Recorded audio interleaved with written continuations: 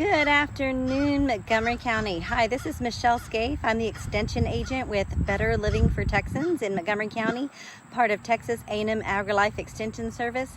And today I thought I'd take you out in the garden and show you a little bit about lettuce growing. Here in Montgomery County, we're in March right now, and we've had some really nice moisture. We've had some good sunny days. We've had some good cold days, and those are the perfect conditions for growing lettuces in our garden. Here we've got quite a variety in the garden. We have some that's called like a dragon tongue, and we have red leaf or red sails is the variety here. We've got some curly leaf, which is often a black-seeded Simpson. And as you can see, you know, they're doing pretty good. There's some onions over here. We've got some spinaches and Swiss chard, little kale going on.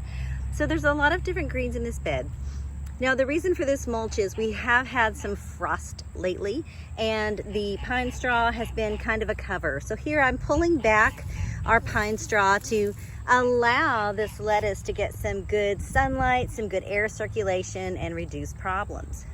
Once our lettuce has sprouted, we can really get in here and eat these leaves at any size. If you can see, compared to my hands, you know, this isn't really fully matured lettuce yet. We've got a good clump, a good head forming here, but we can eat these leaves at any size.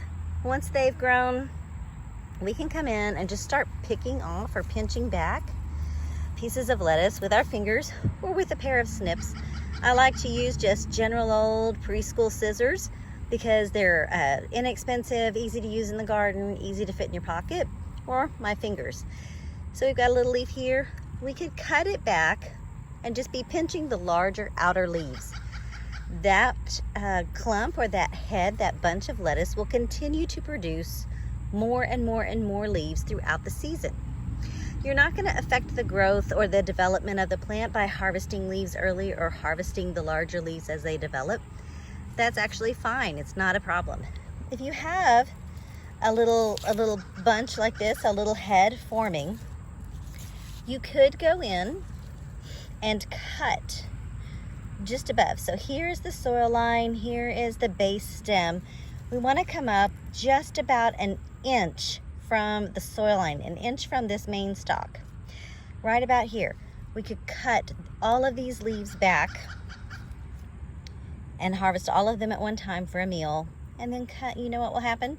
This group, it's going to start in the center, and it will produce more lettuce, more leaves. A whole nother head will form, loose leaves will form, and we're going to have a continual supply of fresh lettuce, fresh baby greens throughout the season.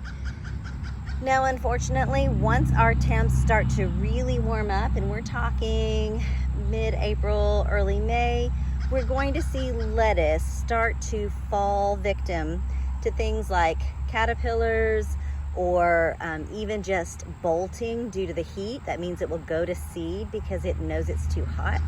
Those leaves will often taste very bitter. And that's an indication that the soil is warming up and it is getting really hot outside. So it's not the ideal time to have that lettuce. That lettuce will probably be done right about then. At that point, if we want to have more lettuce to harvest, we can consider growing it indoors, either in soil or hydroponically with some supplemental light. And that's one way to keep greens going all year long. So like I said, that is lettuce, beautiful and healthy and thriving in the garden. A great cut and come again item that we can get a lot out of throughout the growing season. Thanks for joining me today. Again, this was Michelle Scaife, the Better Living for Texans agent here in Montgomery County. Remember that Better Living for Texans is fully funded by the Health and Human Services and USDA, and the USDA is an equal opportunity provider.